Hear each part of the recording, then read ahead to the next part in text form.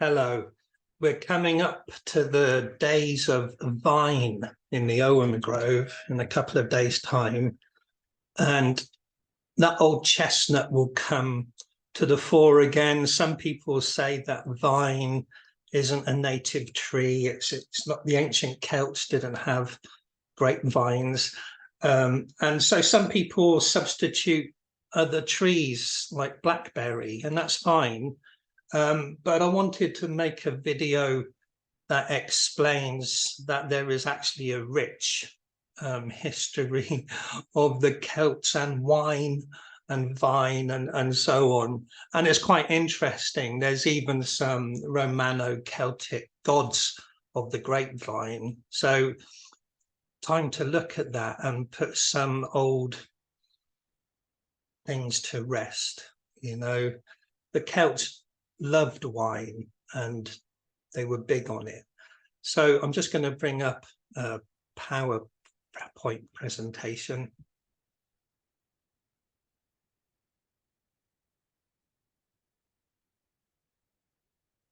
Okay, so you only have to go on the internet and look at the website of the National Museum of Ireland, and you will find evidence of late Roman, so around about 4th century, amphora shards. Now, amphora were big vessels used for holding many things like olive oil, but mainly wine was the biggest thing that they held, you know, their storage jars.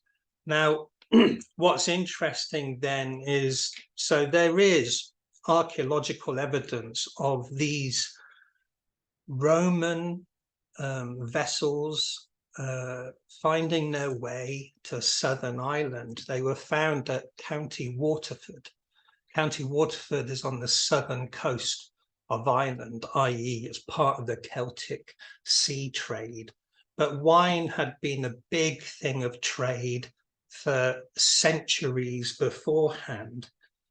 It's as early as 600 BC that Greek traders introduced wine to southern Gaul, the south coast of France on the Mediterranean. You know, the Greek sea traders by 600 BC were selling wine to the early Iron Age Celts of Gaul. So, of course, from the south coast of France, all those goods find their way up through trade routes, eventually to the British Isles and Ireland. Now, along with wine, the Greeks would be talking about their god of wine, you know. So when two cultures are trading with each other, they don't just buy goods, they do a lot of socializing and a lot of talking.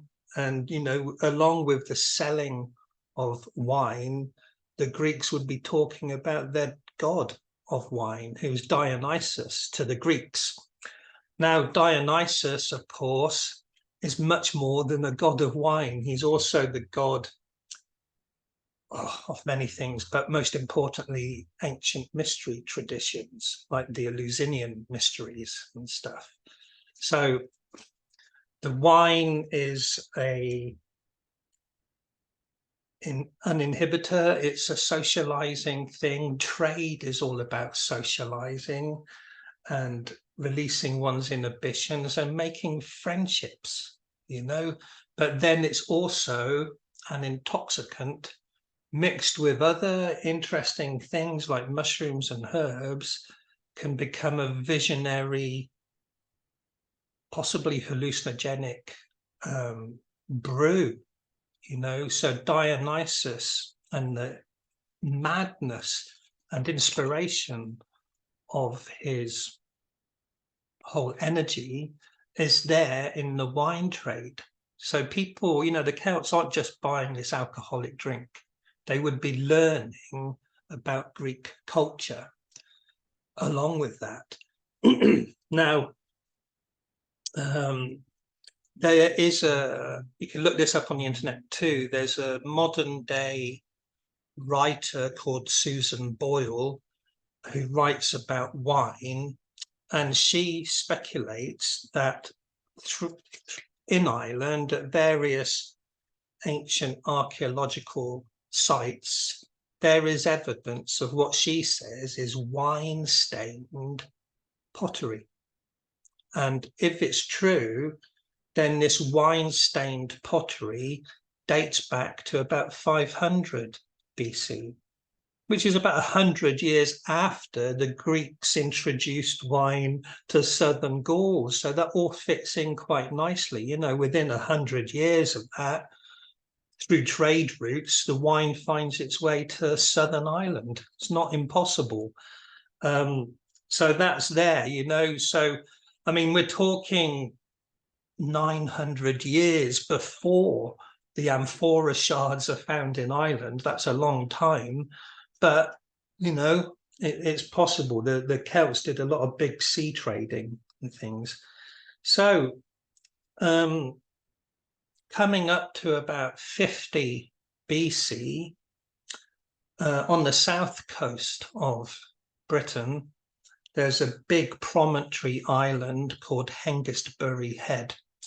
And it was the main trading port for the south coast, dating back to the Bronze Age, you know, but they have found, again, lots of pottery shards of amphora, the wine bottles, wine vessels, dating to 50 BC, and then it filters off, and that coincides perfectly with Julius Caesar conquering Gaul, which is what happened, you know. So the devastation of the Celts of Gaul by the Roman Empire put a stop to the Celtic sea trade and the goods that they were trading, you know. So eventually, you know, another 50 years after that, Rome finally conquers the Brits of Britain. Doesn't conquer Ireland, but it conquers the British Isles. And with the Romans, they bring their version of Dionysus. So Dionysus is Greek, and the Roman equivalent is Bacchus. Here's this Celtic sea trade. So you can see here how up the Atlantic coast ships would come to the south coast of England, but also in southern Ireland, where it says the Briganti tribe, that's where the Roman amphora were found. But Bacchus then was huge. Everywhere Rome went, it took Bacchus with it, you know.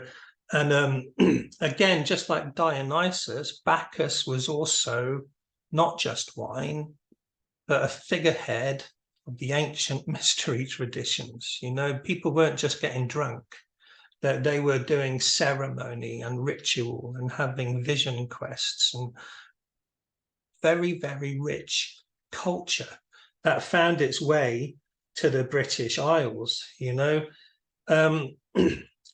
Apparently, there has been more than 400 items that archaeology has found that depict Bacchus in the British Isles. 400 items. That's how popular he was, whether it's on, you know, silverware, cups and plates, or whether it's on mosaic floors or carvings. You know, Bacchus was rife and the wine god was rife. And that is penetrating Celtic culture in the 1st century, the 2nd century, the 3rd century, and the 4th century again. So whether the Celts remember the Greek trade of Dionysus or fully incorporating the wine of Bacchus and the mysteries of Bacchus having an influence, not saying the Celts worshipped Bacchus, but they would become aware just like, you know, modern day people in Britain would be aware of Hindu gods and goddesses, or Egyptian gods and goddesses, or Chinese gods and goddesses. You know, as soon as there's cultural relationships and an interest in the other culture, you start learning about their gods and goddesses. And for the Britain, you know, Bacchus was there in the Roman villas and the temples. Bacchus was there, and the wine was there. In the Bacchusite magical brew for their ceremonies, they mixed wine with vine leaves and ivy leaves, because ivy is slightly mind altering.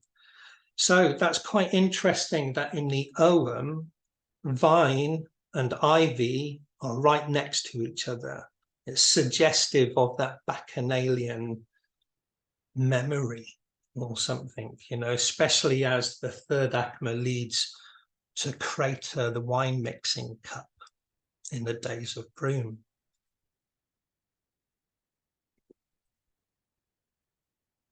So, looking at these again, taking on board that although they might not have grown their own grapes, that the Irish people of the 4th century knew what wine was, you know. And the important thing with that is that this is contemporary with the earliest evidence of pillar stones with Ogham inscriptions. It's the 3rd and 4th century AD, coming up to the end of Roman rule, that, you know, these Irish wine drinkers in the south of Ireland. So what happened, of course, culturally at the end of Roman rule was that Christianity began to make a big influence on the British Isles, you know. And it's no mystery now, you know, there's tons of stuff on YouTube, there's tons of books out there now. If you are interested, there's plenty of evidence that shows how the mythology of Jesus is based upon adaptations of pagan mystery schools, pagan mystery cults, you know. It's a really complicated topic, but there's very little in the New Testament that's original. It can all be traced back to older pagan mystery cults, including Dionysus and Bacchus, you know. Here's a painting, I don't know who painted it, but it's a painting of Jesus holding grapes. Now, of course, one of the main parallels with Jesus, or that Jesus is influenced by, is the Greek god of the wine, Dionysus.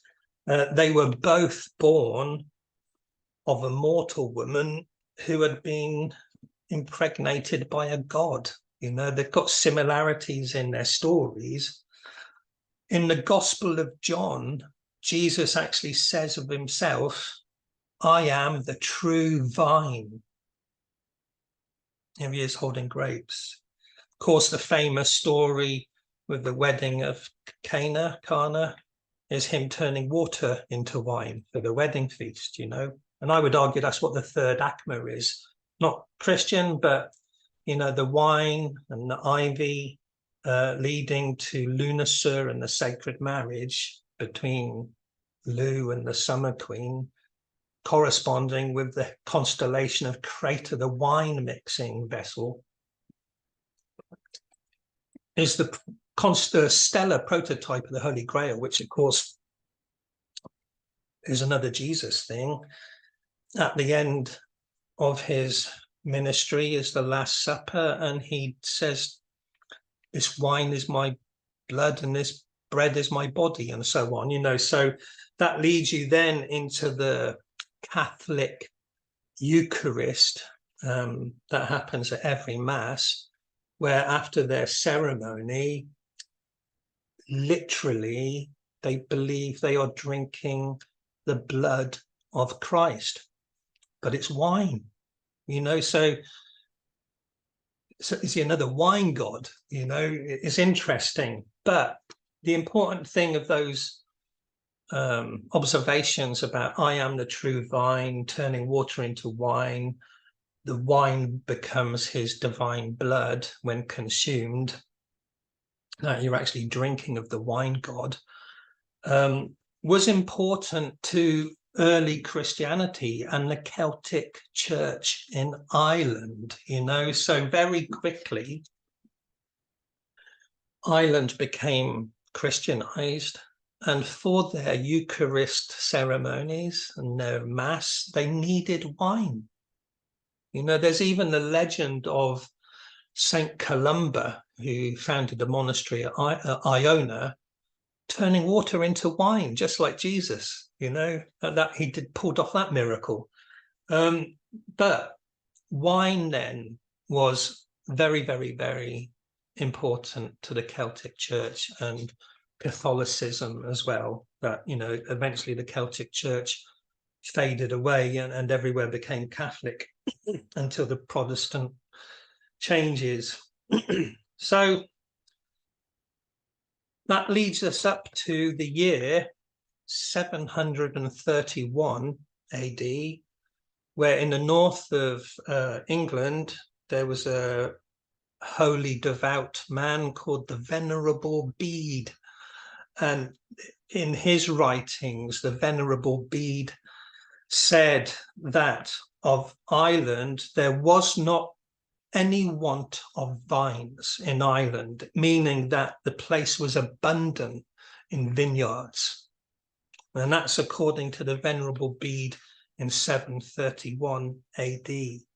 So if that's true, it would imply that the Celtic Church had somehow managed to not just trade for wine for their ritual and ceremony, but had started growing their own grapevines, probably in small monasteries and so on. You know, it's harder up north, of course, but you can make enclosed sun traps where on a south-facing hill it'd be quite easy to grow some varieties of grapes. You know, that knowledge was there, especially with the Catholic Church, because it had all the Italian culture well rooted in grapevine growing and stuff. So anyway, the church needing wine takes us right up then to the 14th century, and there is this book called the Book of Ballymote, dates to around 1390 AD. It's a compilation of older material, but this is the earliest evidence we have that the Ogham letter Muin means vine. So that's 1390 AD. The only people writing stuff down at that time were, you know, monks in scriptoriums in monasteries, you know. So this is a Christian culture writing down the tree list that we have, the tree list that we've inherited. But it was a culture that grew grapevines, according to the Venerable Bede, and had done for centuries, you know. So when people say it's not a native tree or the Celts didn't have grapevine, well, when do you mean? You know, by the Middle Ages, they could grow their own, and they seem to be growing their own by the early medieval era, you know, and they've, you know, the pottery shards in Southern Ireland are 4th century, and theoretically wine-stained pottery dates back to 500 BC. So whether they were growing their own or just trading with the Celtic sea trade, the Celts of Ireland certainly knew what vine was. And by the time you get to the Book of Ballymote and the tree list of the Ogham, well established the growing of grapevines. Now, that aside, talking of Bacchus and Dionysus, what about Celtic gods of the vine? And there are some, you know. So this one here, I think it's pronounced Sucellis, is a wine god from Gaul, so from France, not in the British Isles.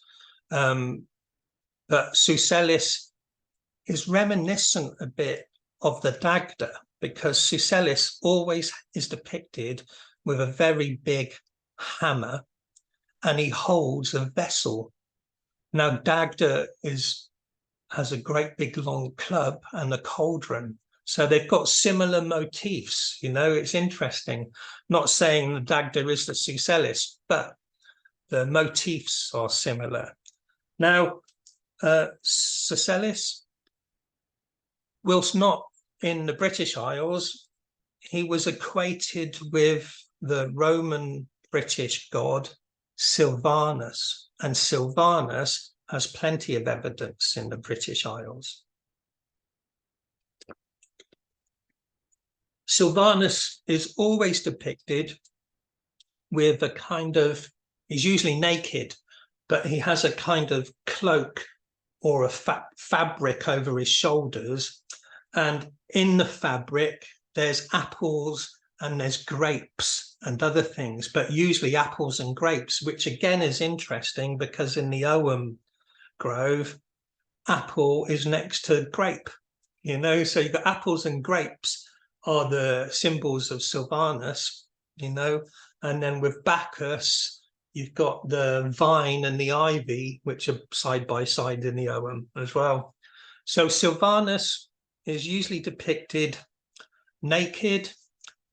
He holds a bill hook, which is like a sickle, really like a druid sickle, and it's specifically for cutting fruit from the trees. As what, you know, he represents the fruits of the trees, and he's the protector of the forests. So all-round good guy, really, for the Ogham Grove.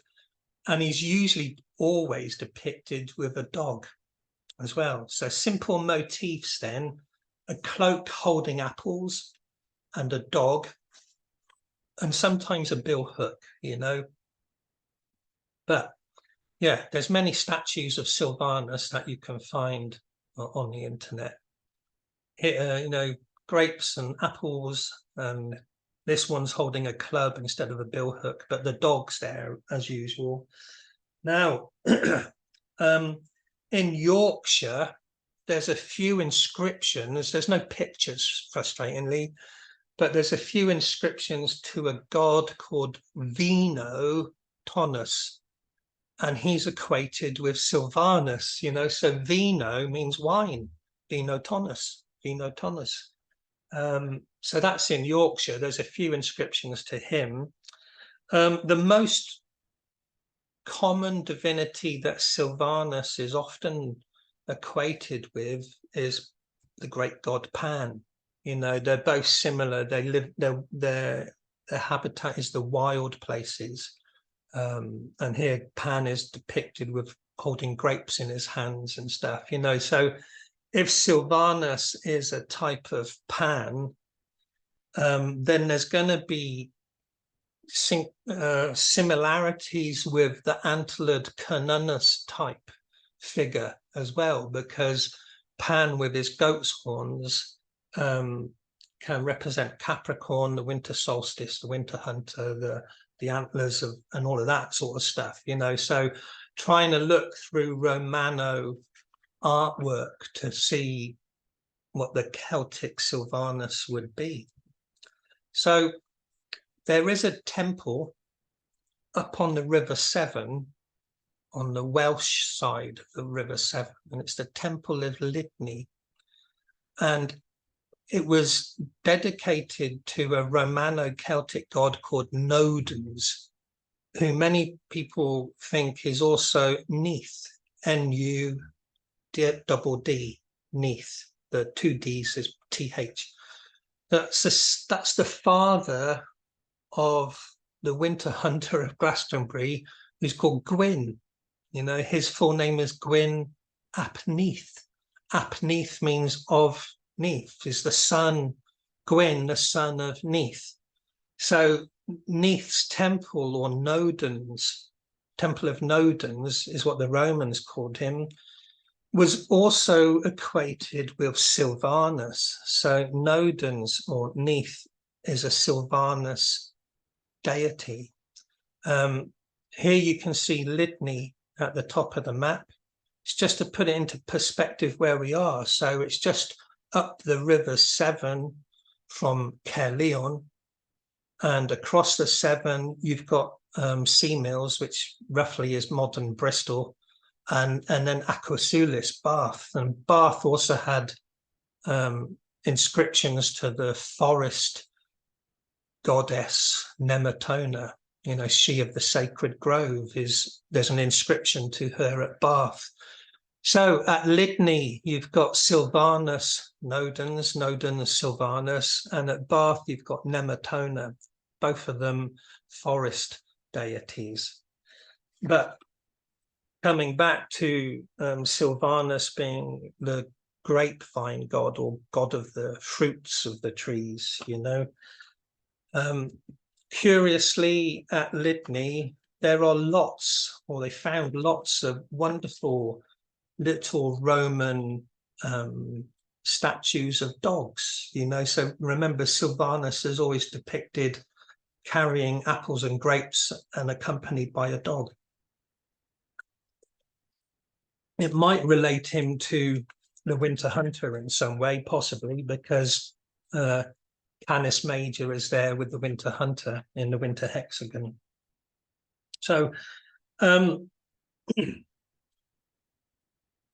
just in passing, there's another wonderful figure in Gaul, southern Gaul, who has the Silvanus symbols. He's got a club, he's got a dog, he's got his blanket that has apples in it, you know, and he's a fascinating figure. He has no name, there's no inscription, and because of the ravens on his shoulders, he looks a lot like Odin.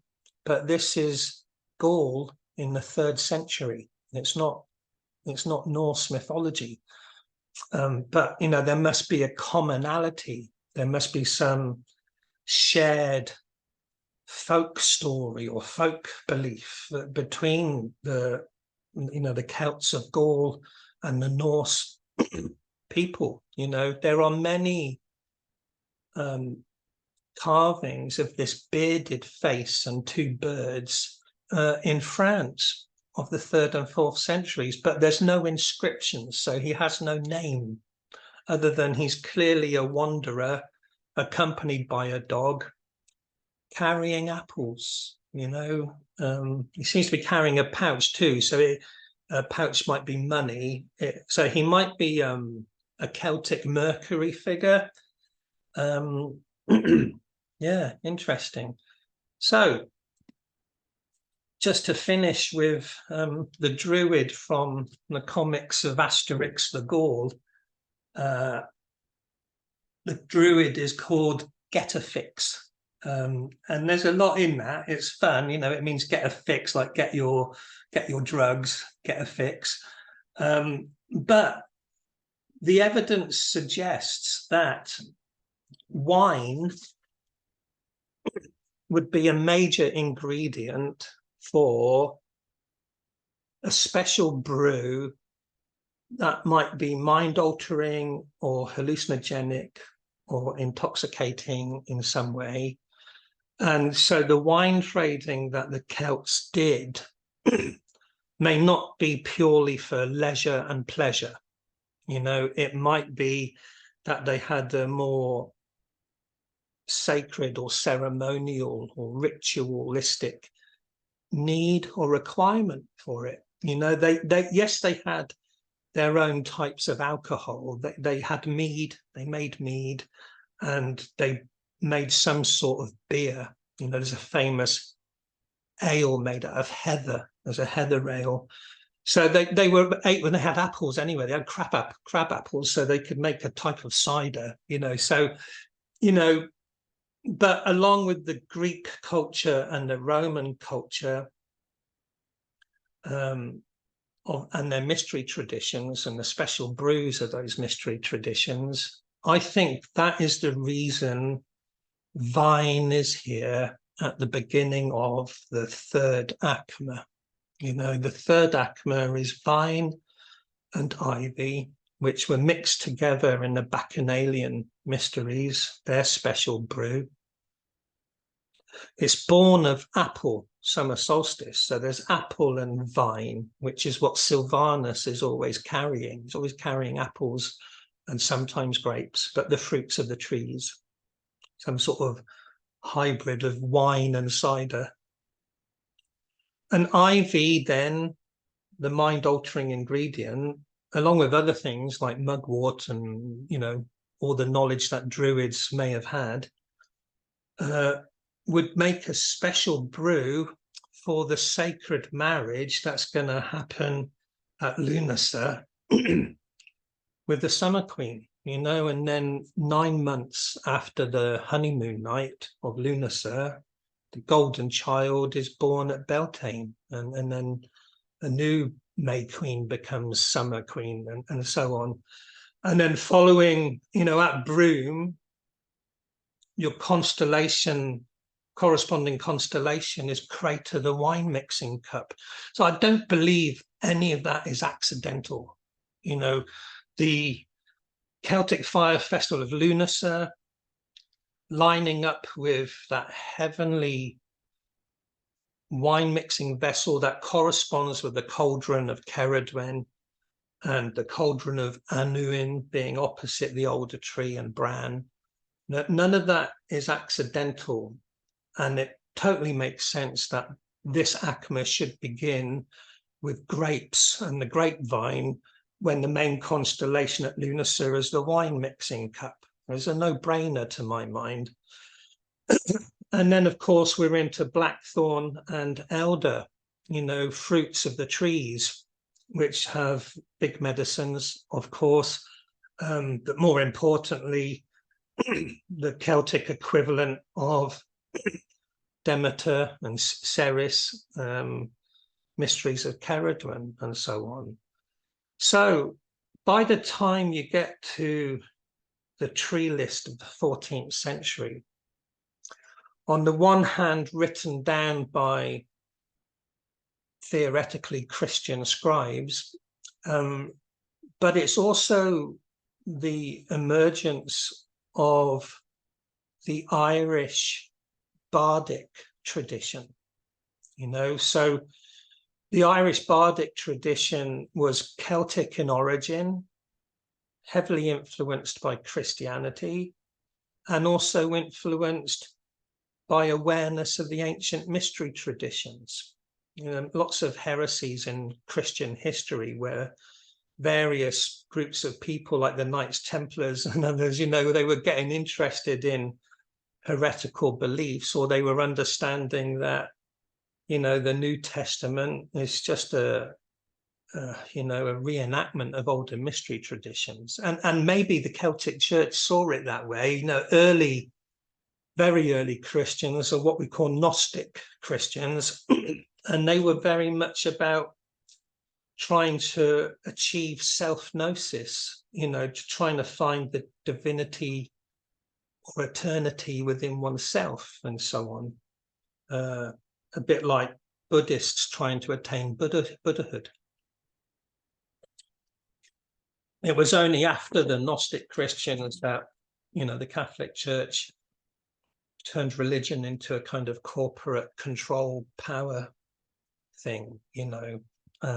But anyway, when it comes to the Ogham, vine was certainly a thing in the 14th century. It's certainly a thing that was part of the Irish bardic tradition. And then that's maybe good enough. So I'll stop the sharing there. I just wanted to get this out there before we get into the days of vine. It's quite nice too that Silvanus is that transition between apple and vine, and that actually happens in 2 days' time, that we go from the apple tree into the vine tree.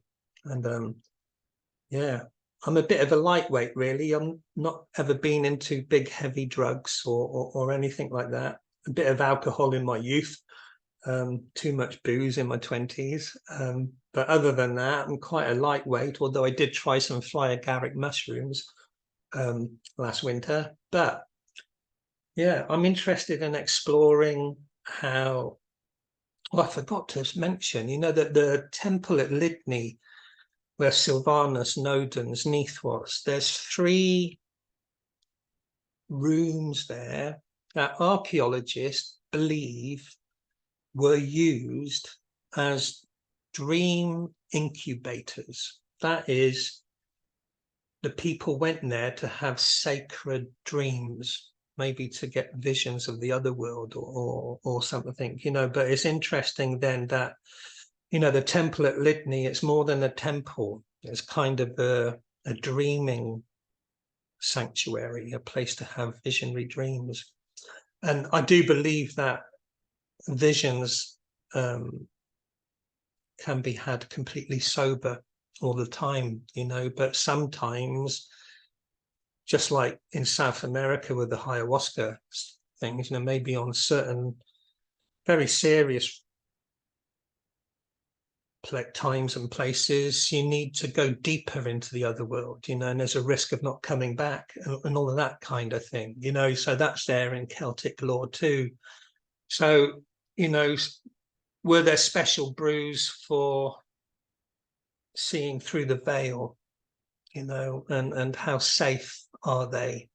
And do we need them in the modern day, or is it just enough to acknowledge that's what our ancestors did, you know, whether it was the bacchanalian orgies with wine and vine and ivy, or the dancing parties of Dionysus, or whatever druids did with their cauldrons for the tribe, you know, on special occasions.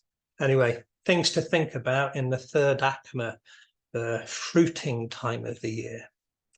Thank you. Oh, and if you like this video, got to get used to doing this. If you like this video, press the like button and the subscribe button. And if you'd like to donate a little bit of dosh, there's a button on my website. There'll be a link below where you can donate a couple of quid or whatever. Anyway, thank you. Bye-bye.